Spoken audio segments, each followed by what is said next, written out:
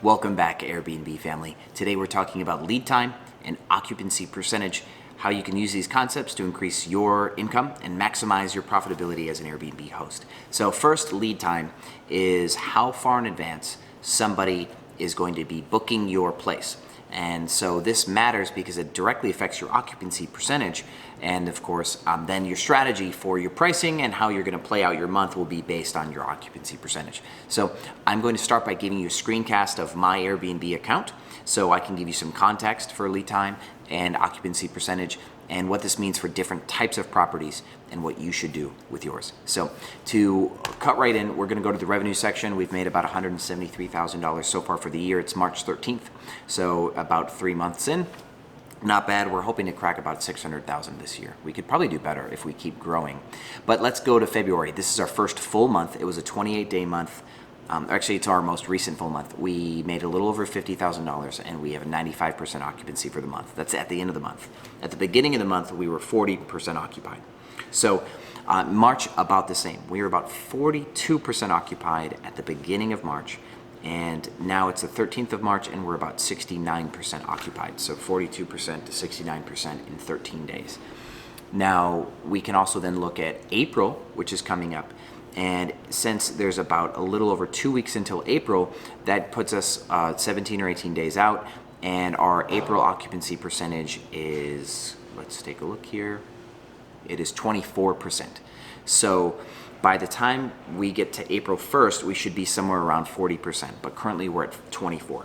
So leading up into the month, 24%, 40% on day one, we're at 69% 2 weeks into a month, and we finished 95% in February. That's kind of the range and how you ramp up. Now, the types of property that I have affects why these numbers are the way that they are. So out of the 21 properties we have listed on Airbnb, 4 of them are 2 bedrooms. Now, the lead time on 2 bedrooms tends to be farther out than on a studio or a 1 bedroom. When somebody books a 2 bedroom, usually it's groups, right? So our 2 bedrooms occupy about 10 people each. So groups of people, they book further in advance when they travel. They plan ahead because groups have to plan more than individuals do.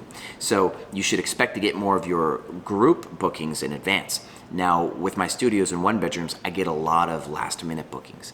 So for example, I have some studios where I had a booking middle of February where the checkout is like March 6th or March 7th.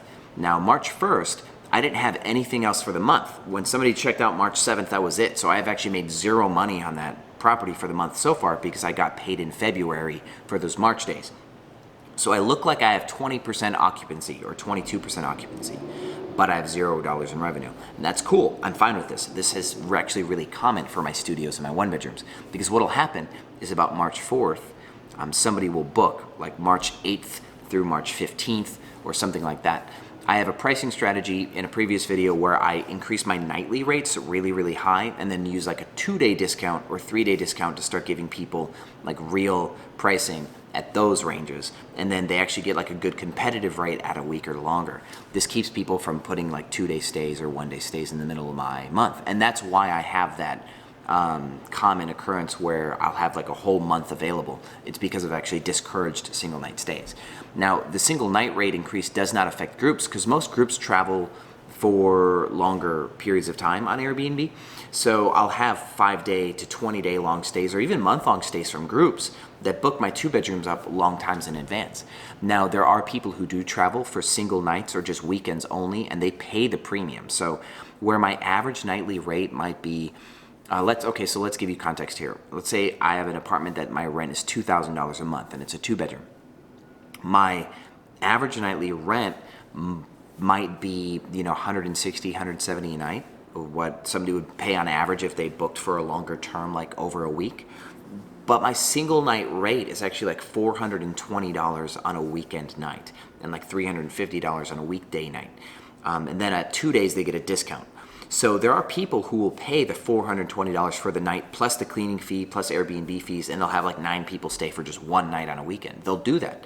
And so because I've increased my rate, I've actually gotten 2 or 3 nights worth of revenue on that person. So I'm fine with those little 1-night stays, to clarify.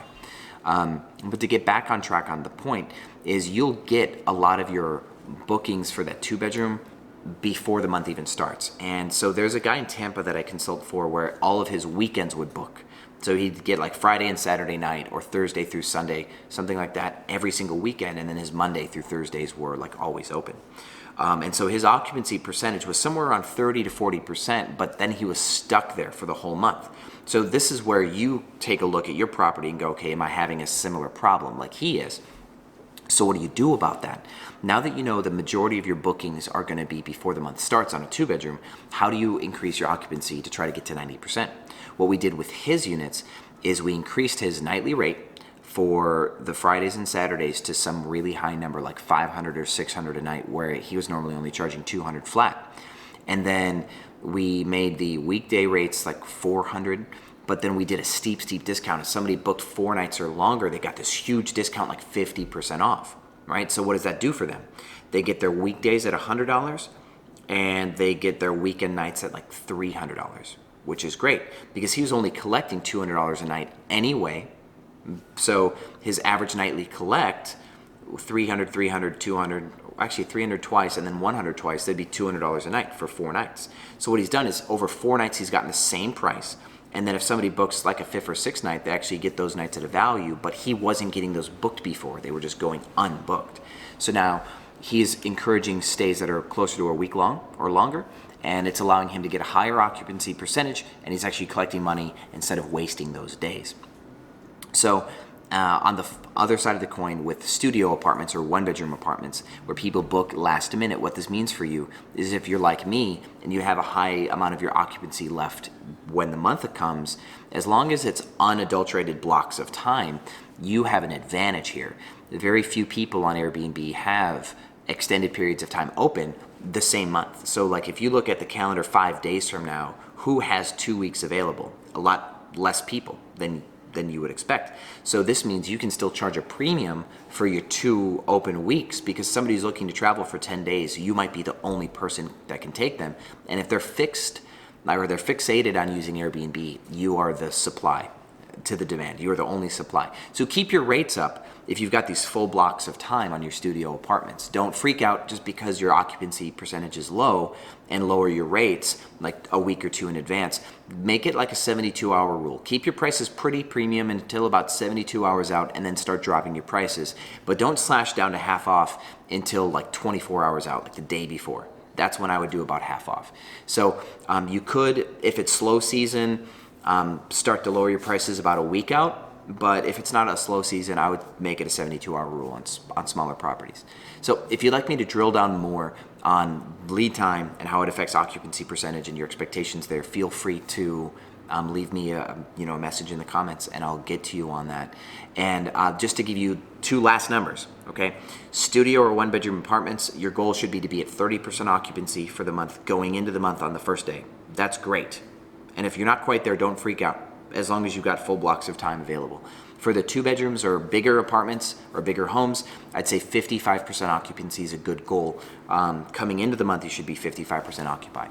And with both of these, your strategy for filling up to 95% occupancy is based on how you accept your reservations, what chunks of time, what premium days you have and what off days, and how you plan to bundle those days together. Do that properly and you make a lot of money. You really want to plan your occupancy this way. So thank you for watching Airbnb Automated, and I will see you on the other side.